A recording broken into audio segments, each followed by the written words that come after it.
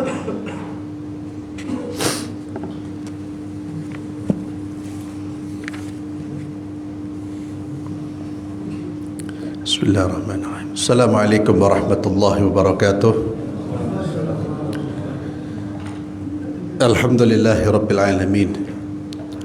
Wassalatu wassalamu ala imamil mursalin Nabiina Muhammadin wa ala alihi wa ashabihi wa man sara ila nahjihi ila yaumiddin wa ba'd. Para hadirin jamaah Masjid Al-Azhar yang saya muliakan, kita masuk pada pembahasan fa'amma fardul kifayah, ilmu yang hukum mempelajarinya adalah fardu kifayah. Pembahasan ini setelah pembahasan tentang ilmu yang wajib dipelajari. Saya ingatkan kembali kesimpulan dari Syekh bahwa ilmu yang wajib dipelajari itu ma yata'ayyan wujubuhu ala syakhs, ma yata'ayyan wujubuhu ala syakhs. Jadi ilmu yang memang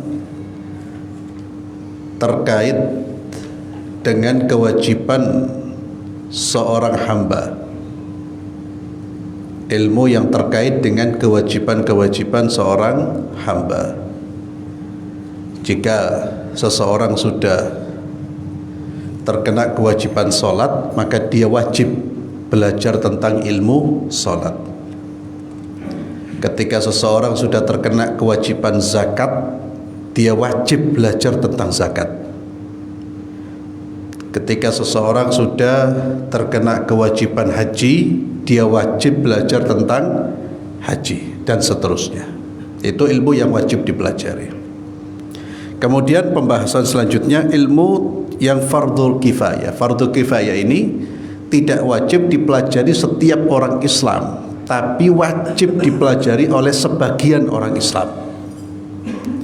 Tidak wajib dipelajari oleh setiap orang, tapi wajib dipelajari oleh sebagian.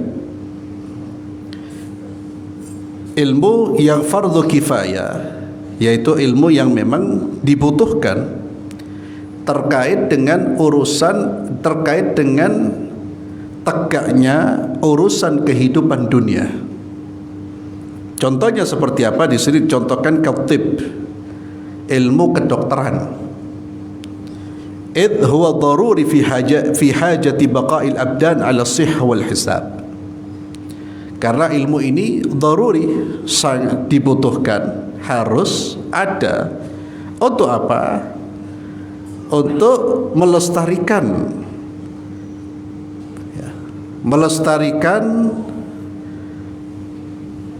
keberadaan atau baqa'ul abdan, untuk melestarikan kesehatan badan jasmani.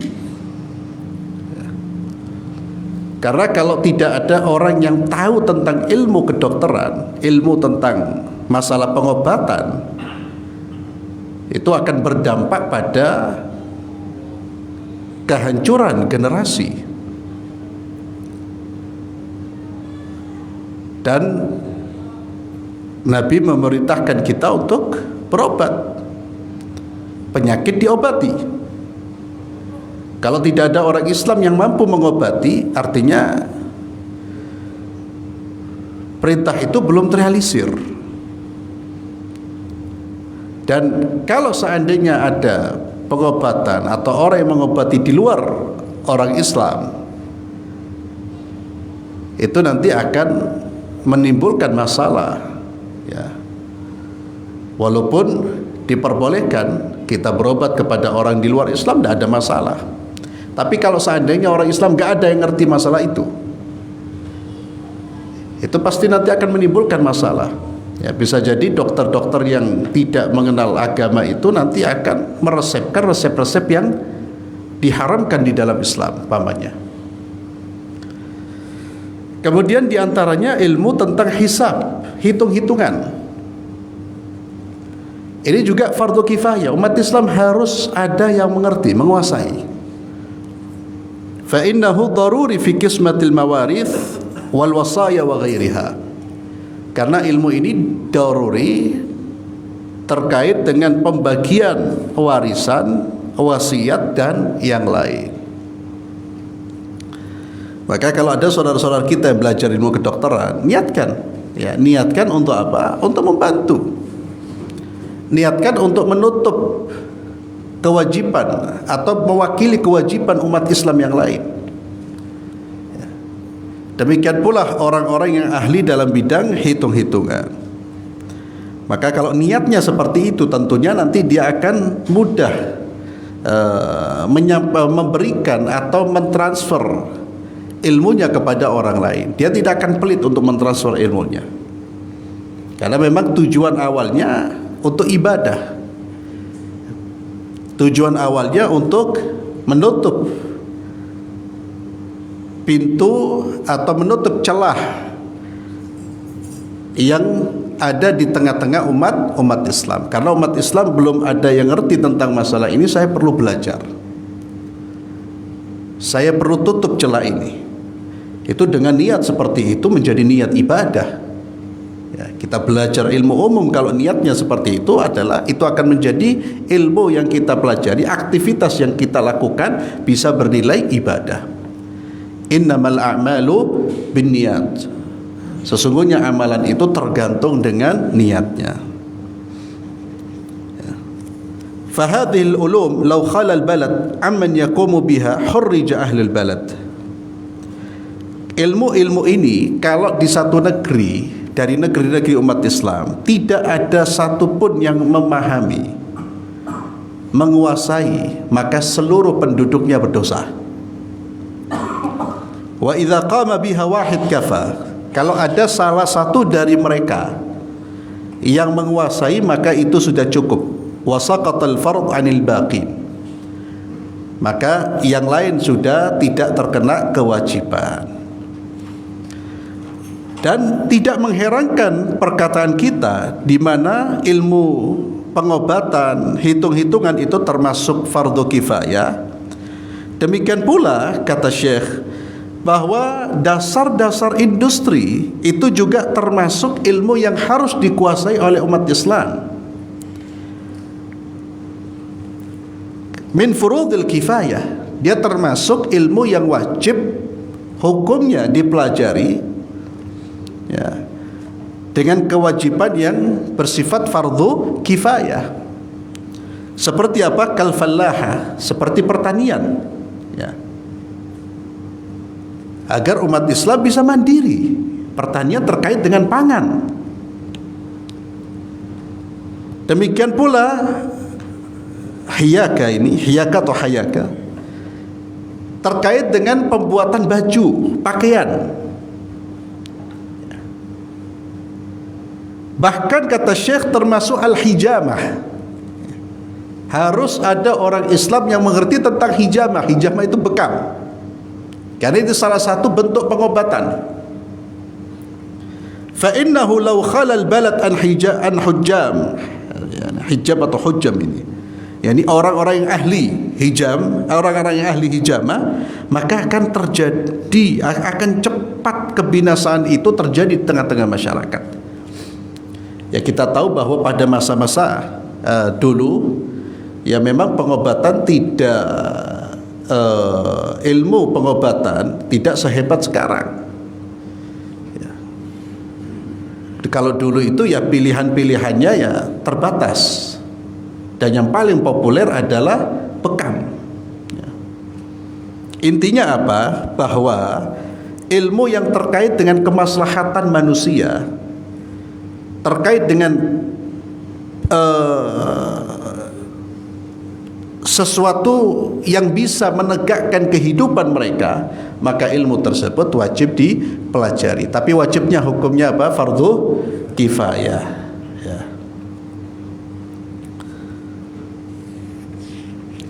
Fa innal ladzi anzala dawa wa arsyada ila istimali. Karena Allah Azza wa Jalla yang menurunkan penyakit telah menetapkan bahwa setiap penyakit itu ada obatnya, dan Allah mengarahkan, memerintahkan untuk menggunakan obat yang Allah turunkan.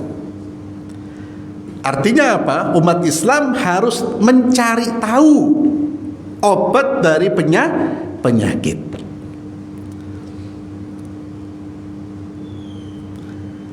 Wa amma ta'ammuq fi daqa'iq al-hisab wa daqa'iq at-tibb wa ghairi dhalik fa hadha yu'addu fadla li'annahu yustaghna an. Adapun ta'ammuq itu mendalami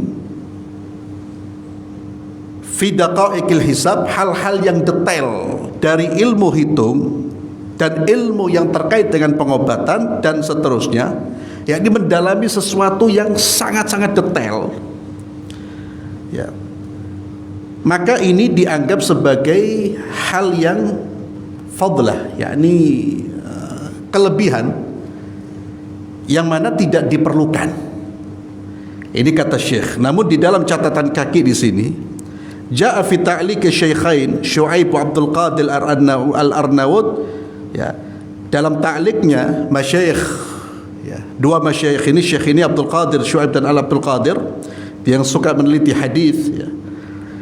Beliau mengatakan, mengomentari perkataan Syekh ini, bahwa mempelajari detail-detail ilmu hisab itu sesuatu yang enggak perlu. Ini diberi catatan, bahkan perlu selama itu memang dibutuhkan. Bal huwa minal furudil kifaiyah allati yajibu 'alal muslimina an yutqinuha.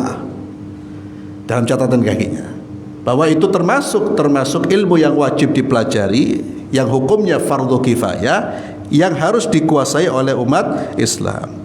Wala taqwa syauqatul muslimin wala taqubu lahum qa'ima illa bil Islam wal ilmi. Karena kekuatan Islam, ya, dan tegaknya Islam ini kecuali dengan Islam dan ilmu, termasuk ilmu-ilmu terkait masalah urusan duniawi. Kenapa ikhwani fillah itu terkait dengan kekuatan umat Islam? Coba antum bayangkan atau silahkan dipikir dampaknya kalau umat Islam tidak menguasai urusan ilmu yang terkait urusan dunia mereka. Mereka harus bergantung kepada siapa? Kepada orang-orang di luar Islam. Kalau sudah bergantung orang-orang di luar Islam, maka pastinya siapa yang menggantungkan kepada orang lain, dia pasti akan menjadi bangsa yang tunduk, bangsa yang bisa disetir, bangsa yang bisa dikuasai.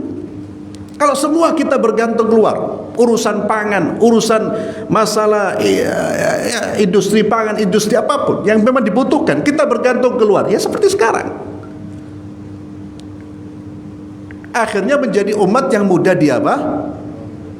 dikendalikan. Kenapa? Karena kita butuh. Orang kalau butuh itu siap dikendalikan.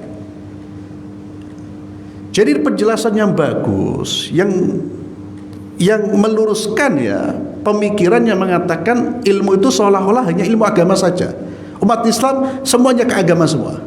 Jangan. Harus ada di antara umat Islam yang menguasai ilmu-ilmu yang memang itu mampu, ilmu yang terkait dengan hajat manusia, kehidupan mereka.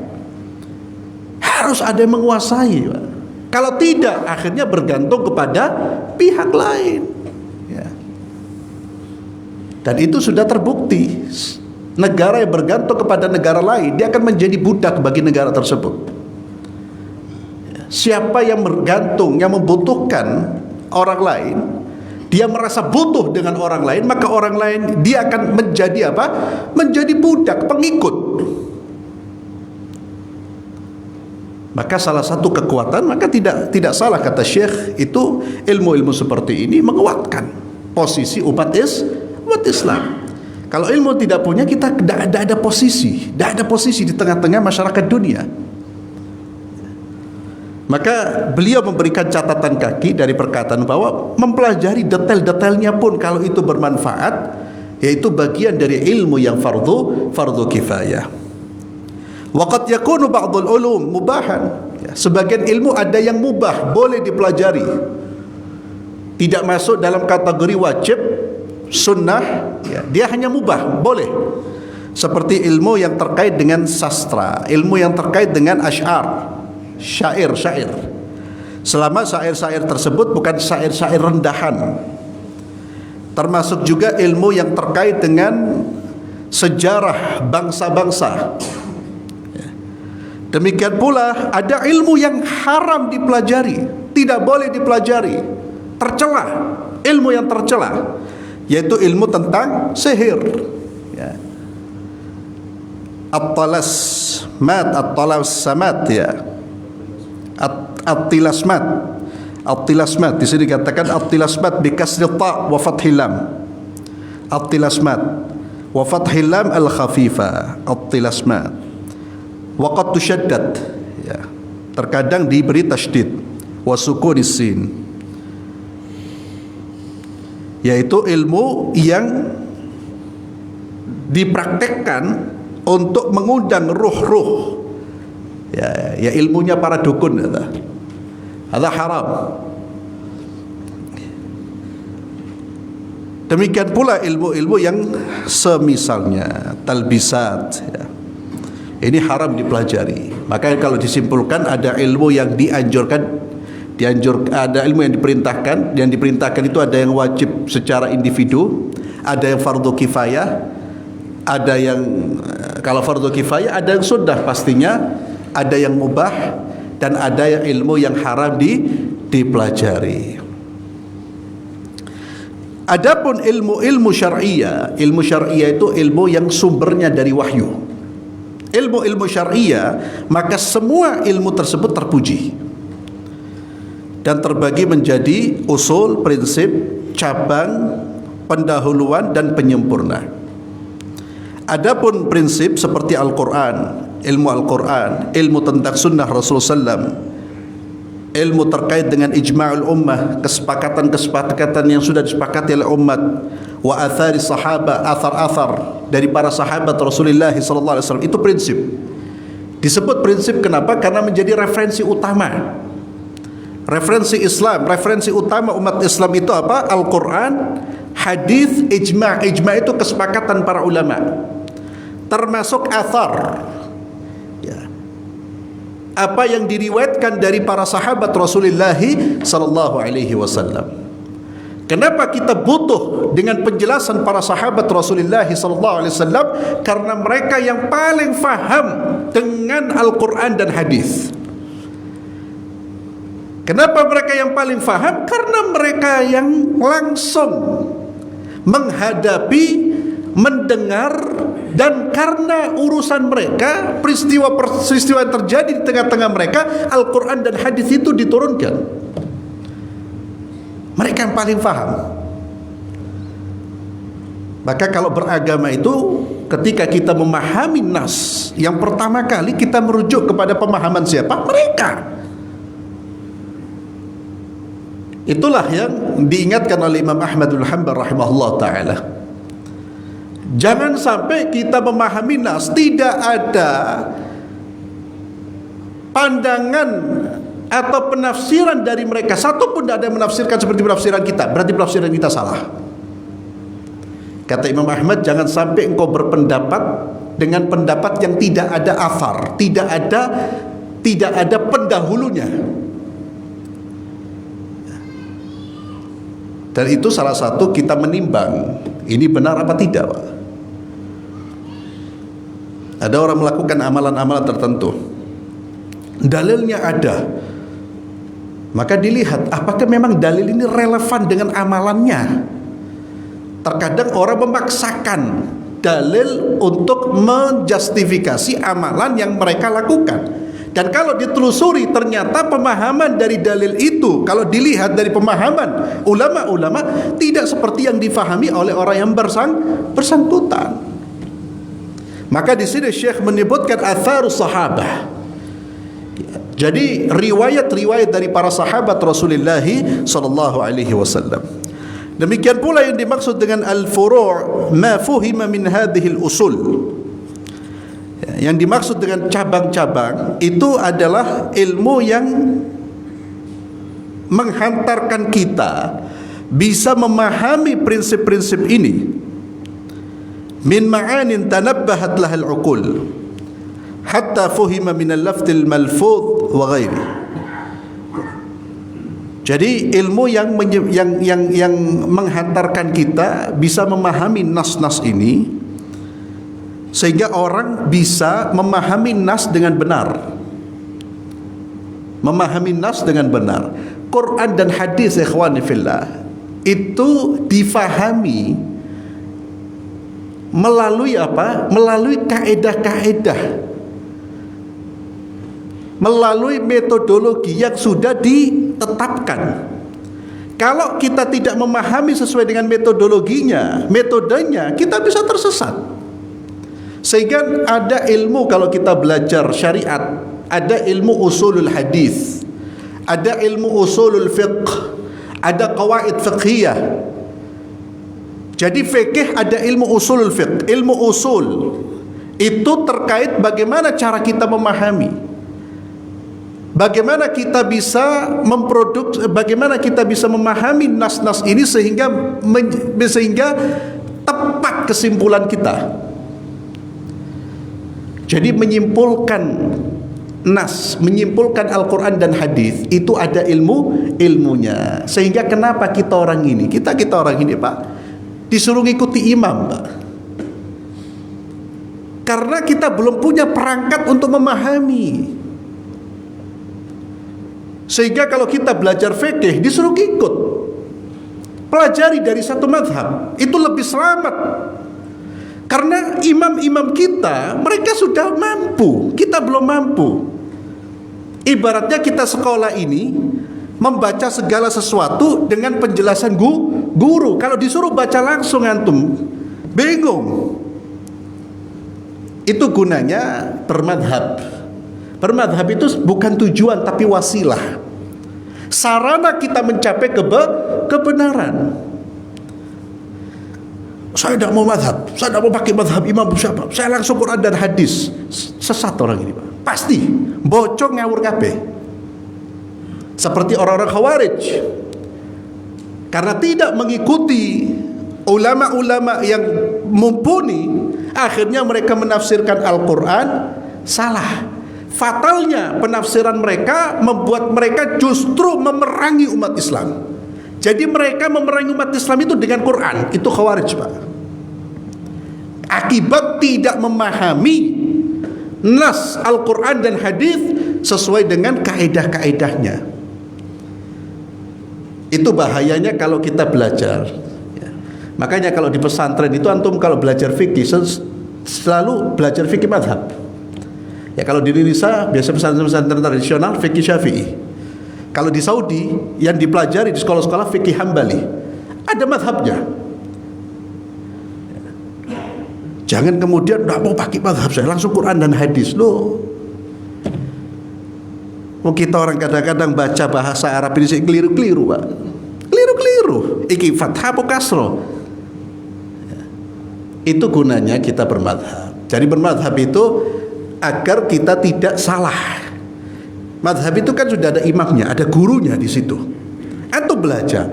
Nanti ketika sudah bertambah ilmu, kuat landasan ilmu keilmuannya, kemudian dia bisa membedakan mana yang sahih, mana yang tidak, baru dia kemudian mulai melakukan pemilahan-pemilahan.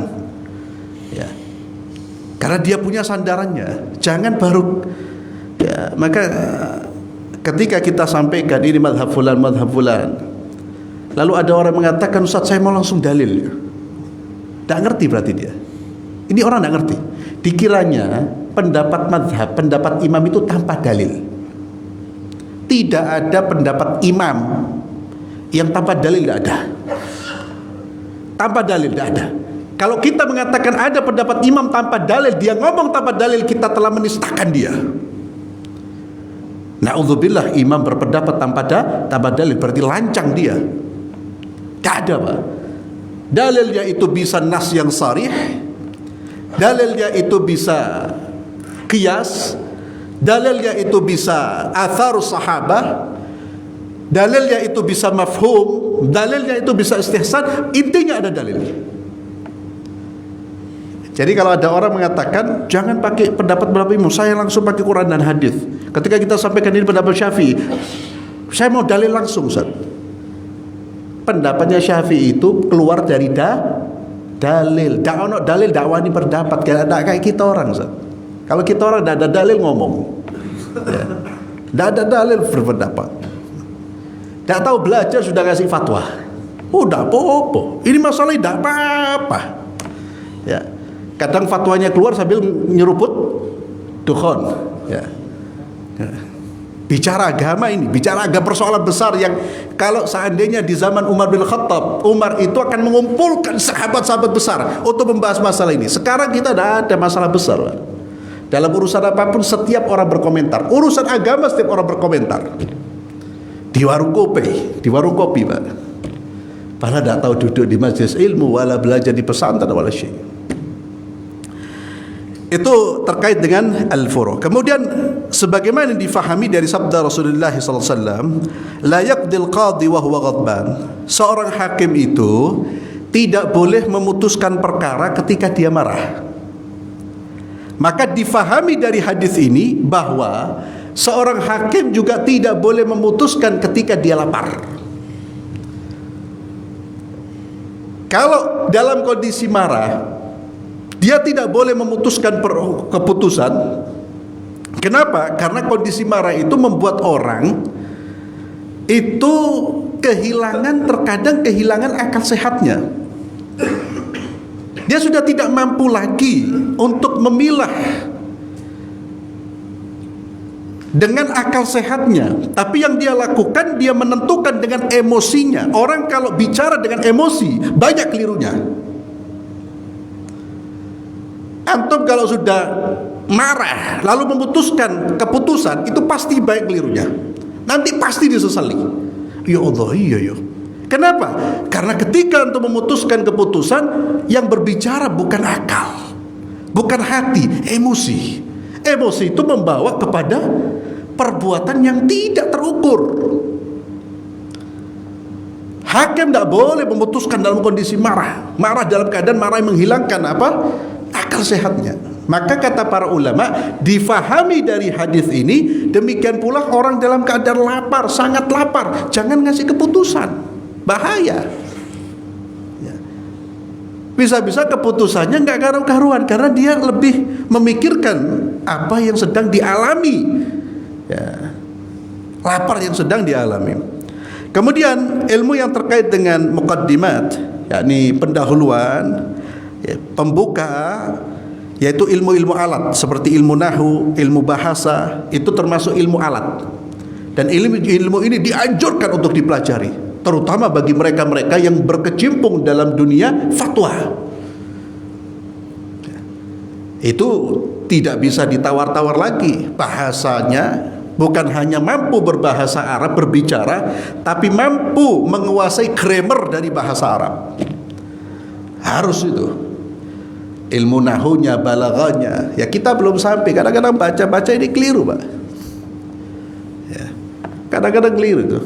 Makanya paling bahaya itu kalau di ini, Pak, di shooting ini keliru titik bisa rame ini. Ya, ustadznya salah baca, lu. Ya, orang yang mau cari popularitas bisa. Orang mau cari popularitas sekarang gampang. Di antaranya antum apa? Dengarkan ceramah, cari kesalahan. Cari kesalahan, antum ambil, antum sampaikan. Populer antum. Ya, populer. Kemudian penyempurna seperti ilmu qiraat. Ilmu qiraat itu ilmu yang terkait dengan cara membaca Al-Quran. Bukan tajwid, ya. Ada bacaan-bacaan Al-Quran itu berbagai macam baca, ragam bacaan. Ya. Itu penyempurna saja. Kemudian termasuk makharijil huruf, makhraj huruf ini harus dipelajari, Pak. Ya, karena kalau bacaan kita tidak disertai dengan pelafatan huruf yang benar, itu kurang sempurna. Sehingga kita pun ini sebetulnya, Pak, kalau belajar Quran itu sebetulnya juga perlu belajar tentang cara melafatkan huruf. Ya, alif, ba, ta itu ada caranya. Ada yang dari kerongkongan, ada yang dari sini, ada yang caranya ada. Ya, cara melafadzkan huruf. Huruf itu titik tekannya ada di mana? Itu dalam ilmu tajwid. Dan ilmu yang terkait dengan nama-nama perawi-perawi hadis, keadilan mereka serta kondisi mereka. Ini namanya ilmu syariah. Jadi ilmu syar'i itu ada yang sifatnya usul, prinsip, ada yang sifatnya furu, cabang, ada yang sebagai pendahuluan, ilmu alat, ada yang penyempurna. Dan semua ilmu syar'i, kalau itu terkait dengan ilmu syar'i, semua ilmu tersebut terpuji. Tapi tidak semuanya wajib dipelajari. Tidak semuanya wajib dipelajari. Kita tidak wajib belajar ilmu qiraat. Antum kalau tidak ingin menjadi mufti, seorang pemberi fatwa tidak wajib belajar nahwu, shorof. Ya. Ilmu yang wajib dipelajari itu ilmu yang memang terkait dengan kewajiban kita sebagai seorang muslim dan muslimah. Kemudian faslun fi ilmil muamalah, ilmu yang terkait dengan muamalah. Apa yang dimaksud dengan ilmu muamalah? Ilmu muamalah yang dimaksud di sini, yang wajib dipelajari juga adalah ilmu yang terkait dengan kondisi hati, ahwalul qalb. Seperti apa? Rasa takut, raja, harapan, rasa harap, ridha, asid, kejujuran, ikhlas, dan seterusnya. Itu ilmu yang wajib antum pelajari, antum harus tahu itu. Apa dan bagaimana saya bisa menjadi orang yang takut kepada Allah, al-khauf. Bagaimana membangun rasa takut kepada Allah, itu ilmu yang wajib dipelajari. Dan rasa takut yang mana yang diperbolehkan dan yang tidak diperbolehkan, itu ahwal qalb. Termasuk ilmu tentang ridha. Ini sangat penting, dan itulah kunci ketenangan hidup, ridha terhadap Allah. Itu ahwalul qalb, ilmu yang terkait dengan kondisi hati. Maka antum kalau ada kajian tazkiyatun nufus, kajian yang berkaitan dengan masalah hati, Pak, hadir, itu penting itu. Dan seluruh aktivitas kita tergantung apa yang ada di dalam hati kita. Bahkan itulah yang dulu menjadi perhatian utama para ulama, termasuk ilmu tentang keikhlasan. Ya, itu ilmu yang wajib dipelajari. Fahadal ilm irtafa'a bihi kibarul ulama. Dan ilmu-ilmu inilah yang menyebabkan pembesar-pembesar ahli ilm itu menjadi tinggi derajatnya. Karena mereka memahami ilmu yang zahir, juga memahami ilmu yang terkait dengan masalah-masalah batin. Wa bitahqiqihi, dan dengan merealisasikan, bukan hanya tahu saja, tapi merealisasikan. Mereka menjadi orang-orang yang takut kepada Allah, orang-orang yang mukhlis, orang-orang yang ridha, orang-orang yang jujur. Ini yang menyebabkan nama mereka semakin masyhur. Ulama itu namanya semakin masyhur justru karena mereka merealisasikan apa-apa yang terkait dengan masalah hati.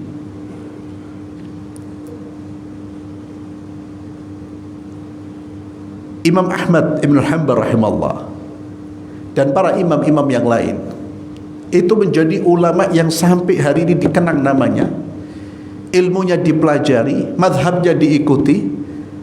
Itu bukan hanya sekedar karena kemampuan menghafalnya, Pak.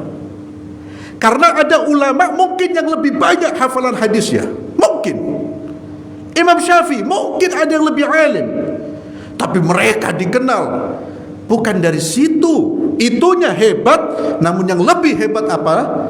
Ketakwaannya kepada Allah, ibadah hatinya itu kuat sehingga Allah angkat derajatnya.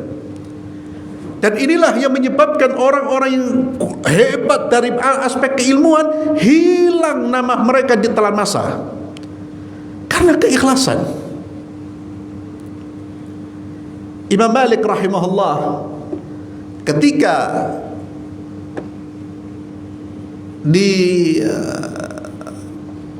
disampaikan kepadanya terkait dengan orang-orang yang menulis kitab seperti kitabnya Imam Malik. Imam Malik punya kitab Muwatta.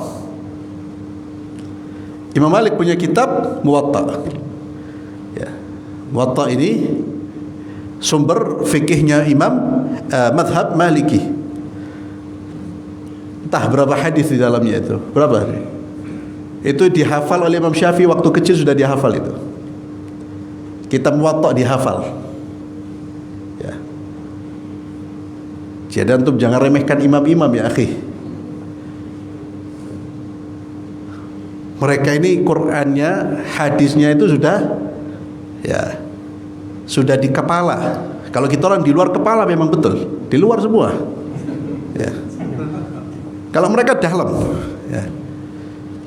Jadi kadang-kadang saya afwan ya, kadang-kadang saya pegel itu marah Pak. Lihat pemuda-pemuda yang baru belajar ini, kemudian ketika sampai ke madhab Syafi'i, hadza madhab. Hadza madhab. Qala Allah, seharusnya disampaikan qala Allah. Ya salam. Ini miskin ada. Miskin. Tapi sebetulnya karena gurunya. Karena bukan dia, karena gurunya. Ya akhi, kalau qala Syafi'i itu di dalamnya sudah itu ada qala Allah. Artinya apa? Dia ambil dari Al-Quran dan hadis. Dan memang betul. Artinya apa? Kita menyampaikan pendapat madhab, lalu disampaikan dalil yang mereka gunakan. Tapi diingat, sekalipun kita membaca madhabnya saja, tidak membaca dalilnya, kita harus husnudzan mereka berdalil. Entah dalil itu bisa saja lemah menurut ulama yang lain, bisa saja tidak disetujui oleh ulama yang lain, itu lain lagi. Jadi jangan pernah membenturkan dalil dengan madhab, seolah-olah madhab ini bicara tanpa dalil. Itu yang keliru Pak. Jadi Imam Malik ini dibilang, Imam Malik, ya Imam, banyak orang menulis seperti tulisan antum. Kata Imam Malik rahimahullah ta'ala, beliau mengeluarkan statement yang juga ini menjadi ilmu buat kita. Beliau mengatakan, maka lillah, segala sesuatu yang dilakukan karena Allah, dia pasti akan kekal.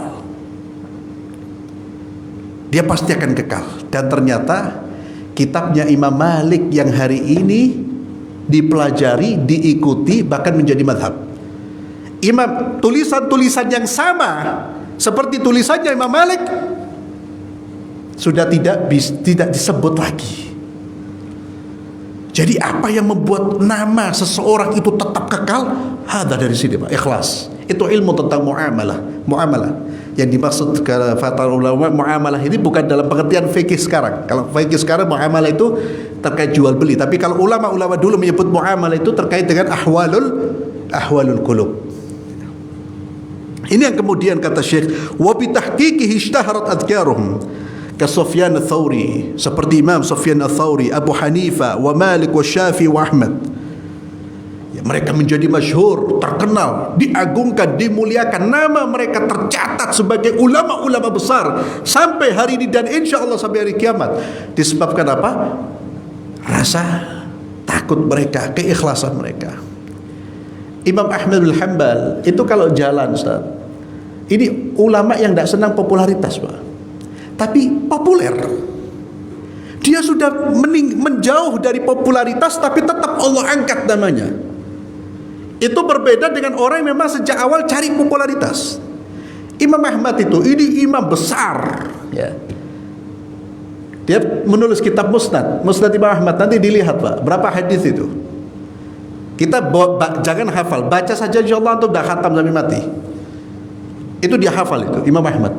Itu kalau ada orang ngikuti dia, ya, berjalan kemudian orang bergerombol, tidak mau, tidak mau. Antum jalan digeromboli, fiye rasanya, wah, tidak mau. Orangnya justru menghindar. Tak senang yang diagungkan lah, tapi Allah angkat derajatnya.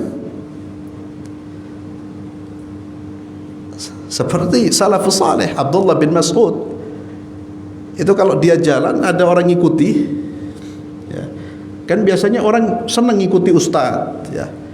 Tapi sang Abdullah bin Mas'ud tak senang dilakukan seperti itu. Dia selalu mengatakan kepada murid-muridnya, kalian ikuti saya, ada yang saya bantu, ada yang bisa saya bantu. Kata mereka, tidak, kami cuma ingin mengikuti Anda. Kata Abdullah bin Mas'ud, pulang ke rumahmu, pulanglah. Karena itu merupakan zillah, kehinaan bagi yang mengikuti dan fitnah bagi yang diikuti. Allahu Akbar. Itu ilmu hati, Pak. Fitnah. Fitnah apa? Orang kalau sudah biasa disanjung, biasa digeromboli, Pak. Oh, lupa daratan dia. Antum kalau sudah biasa dihormati orang, sekali ada orang tidak menghormati antum, kesombongan antum keluar. Itu yang mereka hindari. Ini ilmu tentang hati. Wa inna man hattat ratbatul musammayna bil fuqaha wal ulama an tilka al maqamat litashaghulihim bi suratil ilmi min ghairi akhdin ala nafsi an tablugh ila haqaiqihi wa ta'mal bi khafaya. Dan kenapa kata beliau Ibnul Jauzi rahimahullah taala, kenapa ulama-ulama itu ada yang Allah angkat derajatnya, ada yang Allah jatuhkan? Karena mereka kehilangan ini, Pak. Ilmu zahirnya, hafalannya kuat, tapi urusan ininya, keikhlasannya, rasa takutnya kepada Allah itu lemah, sehingga menyebabkan mereka jatuh. Dan mereka lebih menyibukkan dengan ilmu-ilmu yang terkait dengan masalah-masalah zahir, masalah-masalah yang nampak, sibuk mengurus masalah itu, lupa mengurus hatinya. Maka jatuh mereka di hadapan Allah Subhanahu wa ta'ala. Wa anta tajid al-faqih yatakallam fi dhihar. Khalas, ya, sudah masuk. Belum. Dan engkau, kata Syekh, akan menemui seorang faqih, pakar fikih, dia berbicara tentang masalah-masalah fikih, masalah zihar, masalah li'an, masalah zina, masalah sabak, masalah ramy. Sabak itu perlombaan, masalah melempar. Wa yufarri at-tafri'at allati tamdi dhuhur fiha, dan dia merinci, ya, mengeluarkan hukum-hukum cabang dari semua masalah-masalah tersebut. Padahal masalah-masalah itu tidak dibutuhkan oleh masyarakat, belum dibutuhkan. Tapi dia bicara panjang lebar di situ. Wala yatakallam fil ikhlas, tapi dia tidak pernah berbicara tentang masalah ikhlas. Wala yuhadzir minar riya, dia tidak memperingatkan manusia dari riya, pamer. Wa hadza alaihi fardhu ain, padahal riya, ikhlas itu bagi dia itu fardhu ainin. Bagi setiap orang itu fardhu ainin. Orang harus tahu tentang ikhlas, karena wajib setiap individu mengerti dan merealisasikan ikhlas. Tanpa ikhlas amal tertolak. Seorang muslim dia wajib memahami tentang riya, karena riya yang merusak amal perbuatannya. Lianna fi ihmalihi halakahu, karena mengabaikan keikhlasan itu kebinasaan bagi seseorang. Wal awal fardhu kifayah, padahal yang pertama masalah ilmu-ilmu tadi fikih itu yang sebetulnya tidak semua orang membutuhkan ilmu itu adalah ilmu yang terkait dengan fardhu kifayah. Walau annahu su'ilan illah tarkil munaqasha lin nafsi fil ikhlas war riya, kalau seandainya dia ditanya alasannya kenapa tidak muhasabah, yakni berbicara tentang masalah munakasah, berbicara tentang masalah hal-hal yang terkait dengan jiwa, terkait masalah ikhlas dan riya, dia tidak punya jawaban, ya, karena tidak mengerti tentang masalah itu. Jadi intinya dia ini, Syekh ini ingin mengoreksi orang-orang yang hanya sibuk terus bicaranya masalah fikih, ya, tentang perkara-perkara yang zahir, tapi melupakan tentang perkara-perkara yang justru itu menjadi hal yang fondasi, masalah ikhlas, ya. Wallahu a'lam bishawab. Insyaallah kita lanjutkan pada pertemuan berikutnya karena sudah masuk waktu Isya. Dan kitab yang kita bahas di ikhwan fillah ini kitab yang lebih banyak nantinya, Lebih banyak nantinya berbicara masalah hati. Ya, dan ini salah satu kitab yang memang urgent untuk kita pelajari. Wallahu a'lam bishawab. Kita akhiri dengan doa kafaratul majlis. Subhanakallahumma bihamdik asyhadu an la ilaha illa anta astaghfiruka wa atubu ilaik. Assalamualaikum warahmatullahi wabarakatuh.